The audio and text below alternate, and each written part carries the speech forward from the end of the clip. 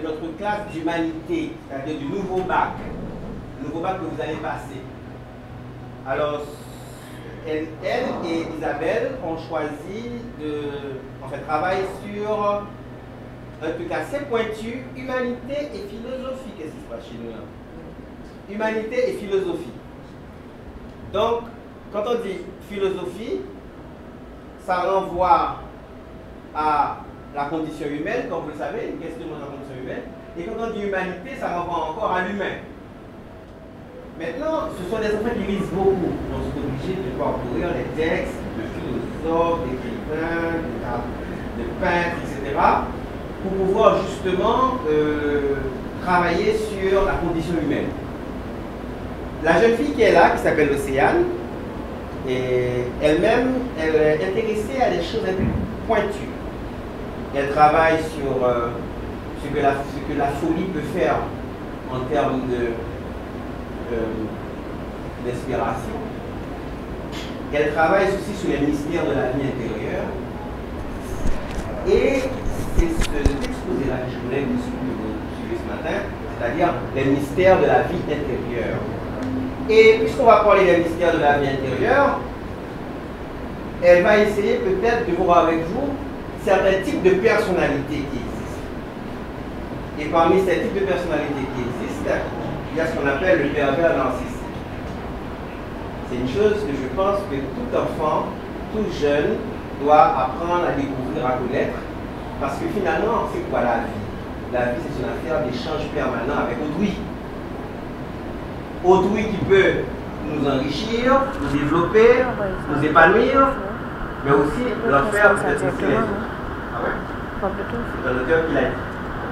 Donc, nous allons passer la parole à Océane. Vous allez faire beaucoup d'attention et je vais bien aimer après que vous lui posez des questions. Je vous remercie. Avant le 19e siècle, les auteurs, tout comme les artistes, ne s'intéressaient pas vraiment aux émotions humaines, si ce n'était que pour les étouffer afin d'éviter les passions. On a eu divers exemples, comme avec Phèdre par exemple, ou encore Pyrrhus dans Andromaque de Racine. Ce n'est que néanmoins qu'avec le romantisme que les auteurs ont commencé à vraiment s'intéresser à la vie intérieure, à la vie émotionnelle des êtres humains. C'est ainsi alors qu'ils ont créé ce principe de vie intérieure. Qu'est-ce que la vie intérieure? Comment est-ce que la vie intérieure varie-t-elle selon les auteurs? Et comment est-ce qu'une mauvaise gestion de cette vie intérieure peut provoquer la création d'un monstre social? Qu'est-ce que la vie intérieure? La vie intérieure est un mouvement qui se passe à l'intérieur de nous. C'est le bruissement de nos pensées, nos désirs, nos sensations, nos émotions, nos espérances. La vie intérieure est la conscience de cette animation qui nous habite dès lors que nous nous soulageons des sollicitations extérieures. En résumé, la vie intérieure est tout simplement ce qui nous anime, ce qui anime notre intériorité. C'est alors nos souvenirs, nos pensées, nos sensations, etc. Si on veut avoir une définition beaucoup plus concrète de la vie intérieure, on pourrait penser au surmoi, au moi et au ça freudien. Alors, quels sont ces trois termes que je viens d'utiliser? Le surmoi, en fait, représente l'éducation, les acquis de la socialisation, qu'elle soit primaire ou secondaire. C'est tout ce que nous aspirons en ayant contact avec d'autres êtres humains. Pour vous concrétiser cela, lorsque vous êtes petit, eh bien, vos parents vous éduquent, vous inculquent des principes, des normes. Vraiment, ils vous donnent un premier apport pour être en quelque sorte humain, socialement bien sûr. Ensuite, lorsque vous allez à l'école, vous découvrez d'autres principes, d'autres normes, on va dire, d'autres religions, des choses qui vous étaient étrangères. Alors, vous commencez donc à avoir une certaine acquisition, vous apprenez. Donc, c'est ce qui constitue le surmoi. Mais ce n'est pas encore vous. Ensuite, nous avons le ça. Qu'est-ce que le ça? On pourrait dire que c'est tout simplement vous au naturel, sans aucun filtre. C'est en fait l'ensemble de vos désirs, l'ensemble de toutes les choses que tout simplement le surmoi comprime. Parce que vous ne pouvez pas tout faire en société. Comme par exemple, vous ne pouvez pas, même si vous en avez envie, vous ne pourriez pas frapper quelqu'un, par exemple. Et en fait, le moi, c'est l'union du surmoi et du ça. Le moi est la projection tout simplement de ce qu'a filtré le surmoi dans le ça. Pour mieux vous imaginer cela, j'ai un exemple bien simple. Si nous prenons cette lumière en tant que le ça, ok? Donc cette lumière est le ça. Et cette feuille de papier est tout simplement le surmoi, donc le filtre. Si je pose le papier sur la lumière, donc on aura une projection de ce que je viens de faire là. Cette lumière blanche qui est là, bon la lumière était déjà blanche, mais cette lumière là qui est projetée est en fait le moi. Donc c'est l'union de la feuille de papier et de la lumière qui forme alors le moi. Okay.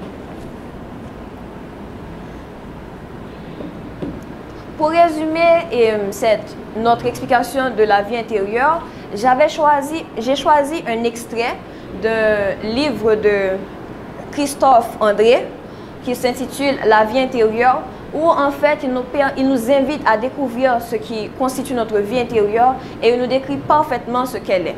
Je vais vous lire l'extrait.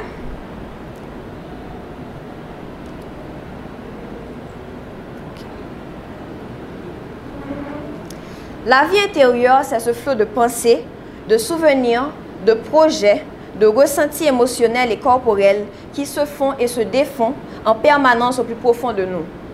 Elle peut n'être qu'un lointain murmure, mais à qui sait l'écouter, elle est une source d'enseignement extraordinaire pour se connaître, se comprendre et mieux conduire son existence. Mais maintenant que nous comprenons ce qu'est la vie intérieure, nous pouvons alors chercher à la matérialiser grâce aux visions de différents auteurs. Si nous prenons par exemple Victor Hugo. Victor Hugo qui est dans son recueil de poèmes Les Contemplations, qui en fait a permis une sorte d'affirmation du jeu. Nous avons pu découvrir l'intériorité de l'auteur, du poète, qui nous a tout simplement exprimer tous ses ressentis. Comme exemple, nous pouvons avoir le poème Veni Vidi Vici, qu'il a écrit à la suite de la mort de sa fille Léopoldine, où tout simplement il décrit son acheminement vers la mort. Ce n'est pas un texte macabre, c'est un texte étrangement avec un langage épique, mais aussi assez mélancolique et triste. Mais lorsque nous découvrons un texte pareil, nous découvrons une intériorité assez fatiguée, très penchant vers la mort, puisque ce titre est Veni Vidi Vici, et donc du latin j'ai vu, j'ai connu et j'ai. Mais les auteurs ne se basent pas toujours uniquement sur leur tristesse, puisque nous avons par exemple les voiles de Lamartine, où Lamartine nous permet de découvrir une intériorité beaucoup plus sereine, beaucoup plus mélancolique.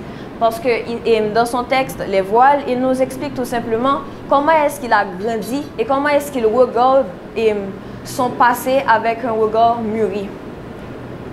Donc, il fait une comparaison entre... En fait, il nous décrit sa position d'observateur en se positionnant sur, comme dans le tableau de Friedrich et David Caspar, le voyageur contemplant une mer de nuages. Tout simplement, il est en second plan et il contemple la nature qui est en fait la représentation de ce qu'il a été, de ses espérances, de ce qu'il a constitué avant.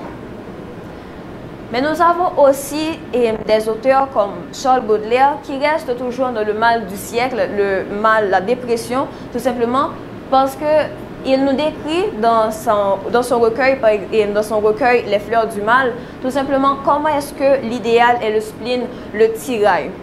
Si nous prenons à titre d'exemple le texte Recueillement, voyons comment est-ce que l'auteur est tout simplement familier à sa douleur. Il lui parle même directement. Sois sage, ô ma douleur. Il y a même un langage très sympathique entre lui et sa douleur pour montrer comment est-ce que dans sa vie intérieure, comment est-ce qu'à l'intérieur de lui, il a pris l'habitude de tellement côtoyer la douleur que celle-ci est devenue son amie. Donc, nous avons alors vu comment est-ce que l'intériorité pouvait varier selon les auteurs. Mais si cette intériorité-là varie selon les auteurs, c'est tout simplement parce que l'intériorité est subjective. Elle varie selon l'individu. Parce que les individus n'ont pas le même vécu, n'ont pas la même constitution corporelle. Leur cerveau ne se dégrade pas de la même manière.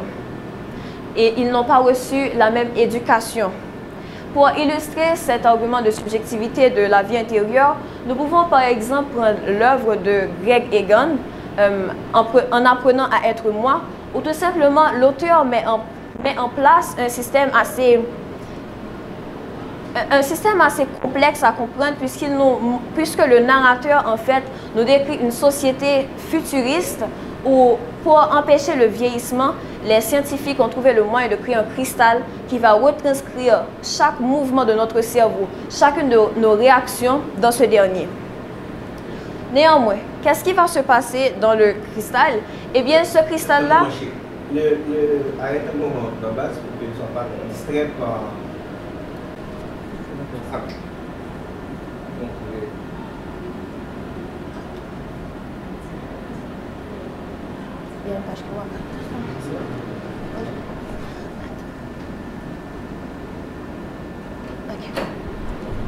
Oui.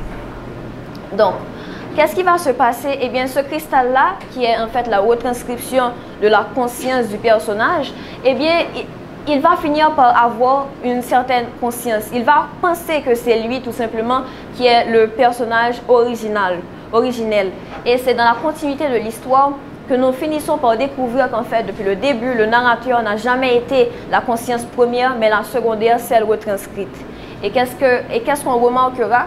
Puisque le cristal s'était déconnecté avec le corps du personnage originel, eh bien, nous avons pu voir qu'il est impossible de retranscrire exactement les pensées, les envies d'un personnage, d'un être humain tout simplement, parce qu'il faudrait alors copier tous les facteurs mis en place pour la création de ce dernier, ses maladies, ses douleurs, ses pensées, etc.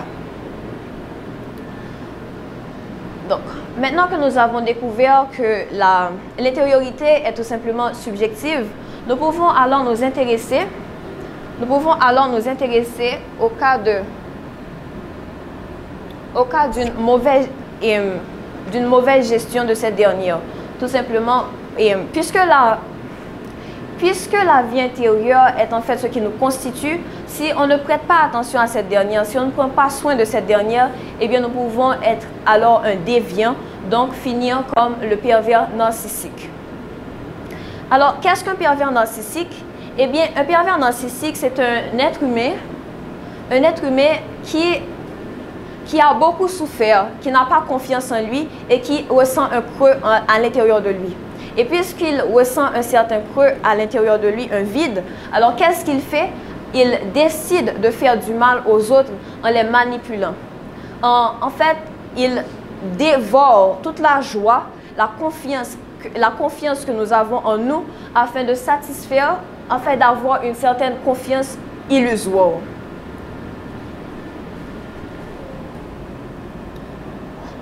Souvent, on nous montre que les pervers narcissiques ont un rôle masculin, alors que pas vraiment, puisque des études ont démontré que tout simplement les pervers narcissiques féminins existent presque au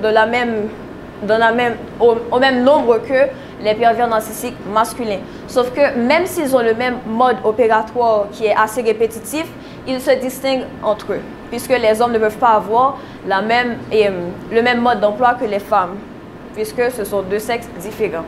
Alors, nous allons étudier ces deux modes de fonctionnement-là. Quelles sont les caractéristiques d'un pervers narcissique masculin? Alors, lorsque vous demandez à quelqu'un comment va Jean, par exemple, qui est un pervers narcissique, eh bien, comment est-ce qu'il est? Les gens vont tout simplement dire, le premier caractère que l'on expliquera chez Jean, c'est qu'il est sympathique. Tout le monde l'aime. Il est toujours gentil, souriant, il est charismatique, tout le monde l'adore. Il n'a jamais rien fait à personne, enfin les gens de son entourage. Pourquoi? Parce que tout simplement, le pervers narcissique fait attention à son entourage.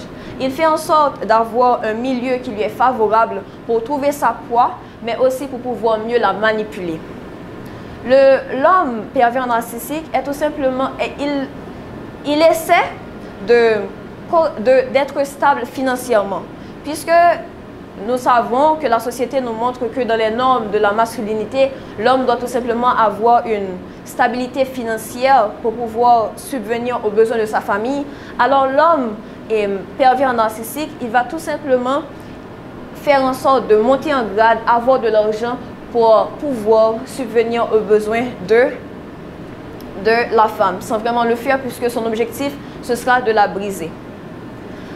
Au contraire, enfin à l'opposé, nous avons la femme pervers narcissique qui est totalement différente, puisqu'elle ne gravit pas les échelons économiquement ou bien socialement, mais elle reste tout simplement, mais elle agit plutôt comme une michetonneuse, en quelque sorte. La michetonnerie, ce sont les femmes qui visent un homme, manipulent cet homme-là pour pouvoir jouir de son argent.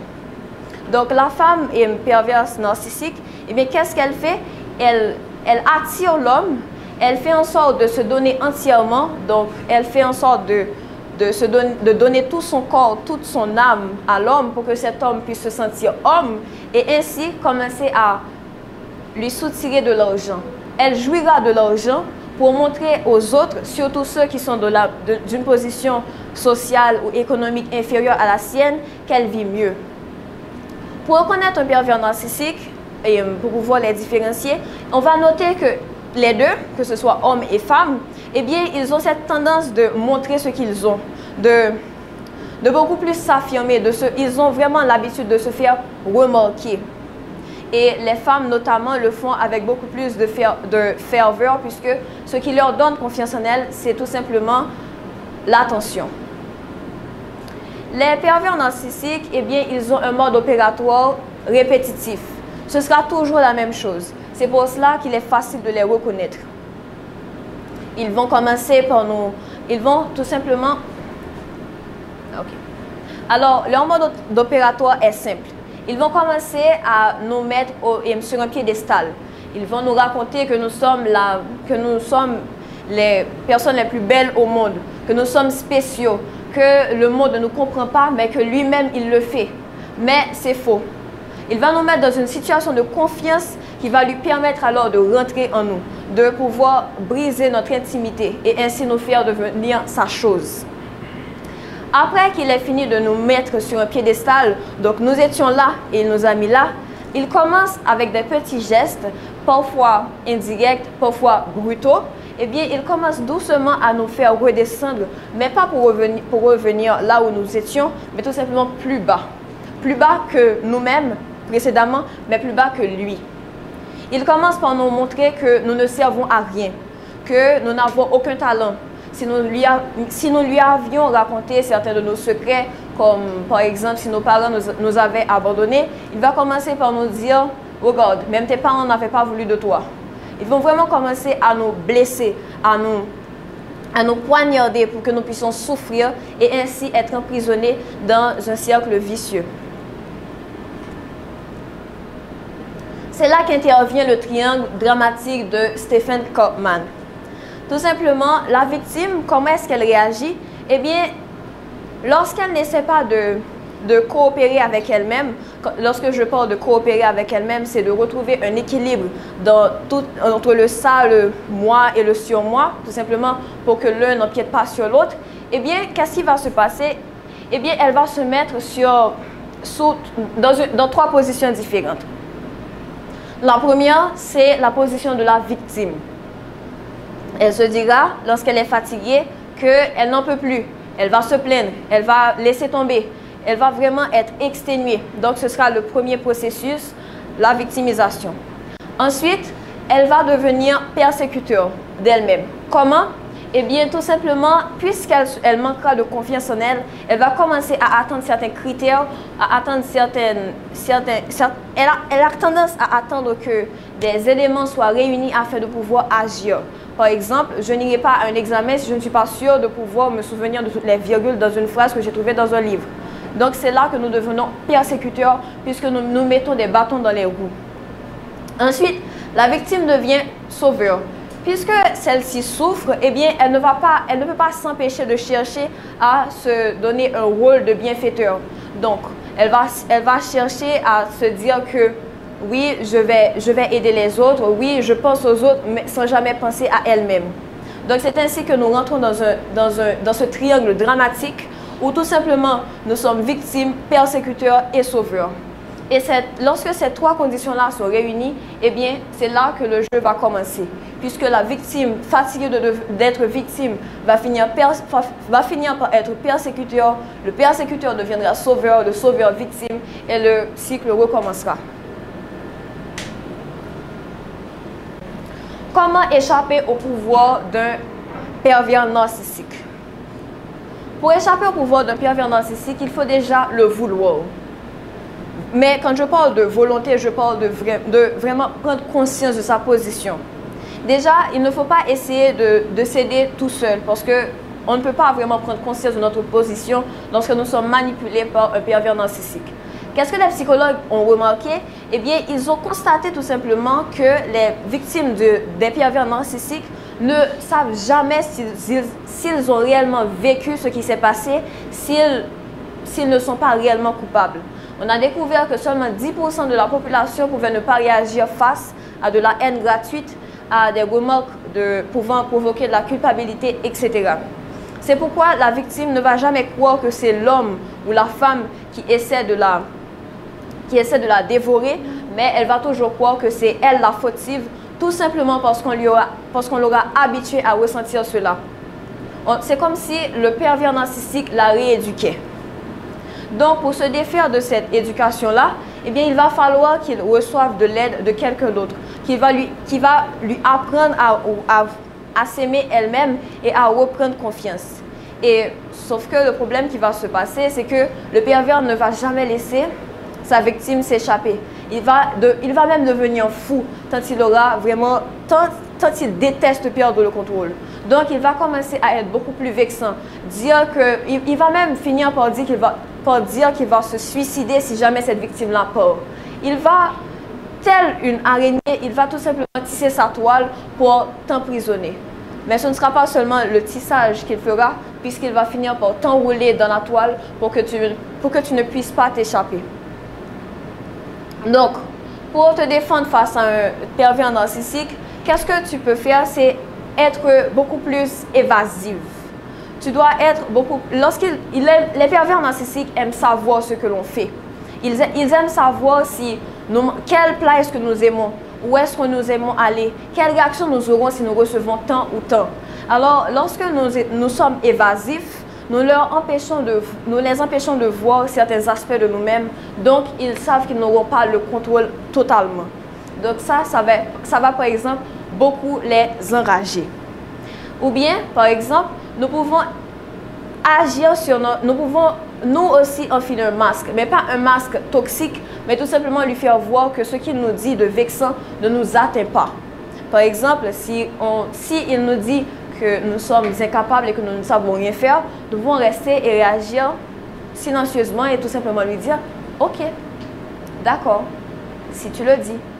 Ça va vraiment le mettre en colère, le frustrer. Parce que comment le pervers narcissique fonctionne? Eh bien, il ne vit que par notre douleur.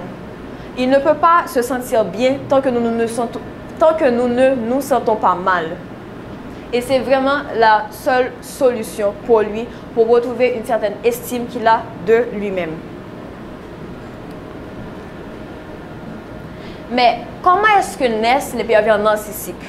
Au début, en définissant les pervers narcissiques, ce qu'est un pervers narcissique, je vous ai expliqué que c'est une personne qui a tout simplement un vide, un creux en elle.